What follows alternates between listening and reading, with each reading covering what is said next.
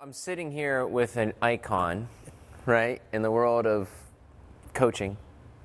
And so we're just going to talk about leadership, vision. So all the teams that were championship teams, what were some of the dynamics of those? A winning team will have a certain characteristic. Some teams are known for their work ethic. I think some teams are known, they're talented, but they lose when they get to a certain level because they don't have the maturity to build and work together. So As a coach, you go, this team's disciplined because they do what?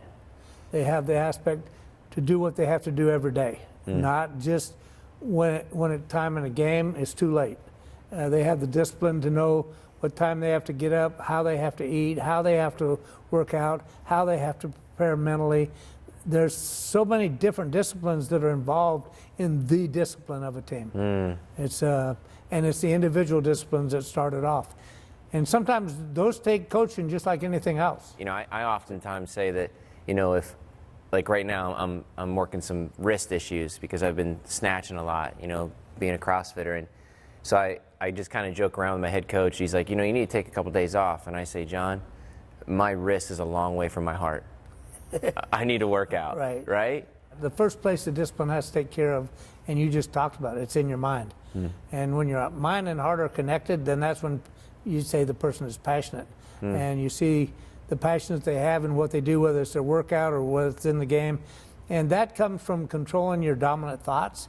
The difference of having the thought and doing it are totally different aspects. So it's that discipline to know what you need to do and then doing it. Doing it when you don't want to, doing it when nobody else is watching. From the championships that you've had, what are some common attitude themes that you've seen? Well, they're very positive. They have a strong self-belief. When you start telling them, well, I don't know if you can get this done, or I'm not sure you can do that, they have that mental attitude that just comes back and says, just hide and watch me. They are not easily discouraged. When they have a failure, they learn from the failure and they come back even stronger. The great athletes, they don't make excuses. And they understand this saying. It's one I would always share with the team. Excuses satisfy only the person that makes them. To be an elite athlete, you have to have a positive attitude. Oh, definitely. There's no doubt about how important that attitude is. It's just like good habits are hard to form, but they're easy to live with. Bad habits are easy to form, but they're hard to live with. Wow. And I looked at why people don't change, and the word I came back to is selfishness. And the spiritual root of selfishness is fear and pride. Yeah. I mean, that's why grace is you do it because you choose to do it. Fear, you do it because you're afraid not to do it. It's such a huge aspect of being successful. When they're afraid, you know, when there's fear involved, when there's doubt, fear, and worry, that team is never going to be successful until you learn how to deal with it. It doesn't mean it's absence of it. It just learns that you've learned to control it and that you're in charge of it. Nobody else is in charge of it. Yeah. And so now that control side, you have to let go. Yep. And that's where the fear, and the definition of fear is disbelief in yourself and in God. Yep.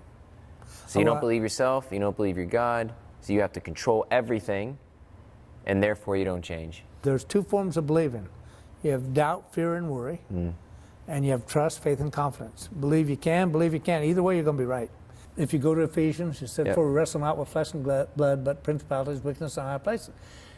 I think the reason they have the fear is because the adversary knows that they're about ready to do something big, and he throws that at them. And their faith is not far enough along to understand where it came from. That's nice. That's awesome. But, you know, because to me, once you believe, you believe. Yeah. And God says that. Now, can you grow? You bet. And how do you grow? By getting in God's Word. So your faith muscle is too small because Satan just sends you something to panic on, and you let that control you. Right. And you have, what happens is, that's why it says put on the full armor. Sometimes you learn more in a failure than you do in a success. The difference is that you never give up. You never quit. You learn from the failure and you come back stronger. My real aspect is I want to get people from here to here, which is an encouragement, and I think that's my purpose of being here. And I think the influence I have in the next couple of years is going to be a bigger influence and more important than all my coaching years put together. I can see that. And that's what I'm hoping for. And Yeah, that's what I think I'm here for. that's awesome.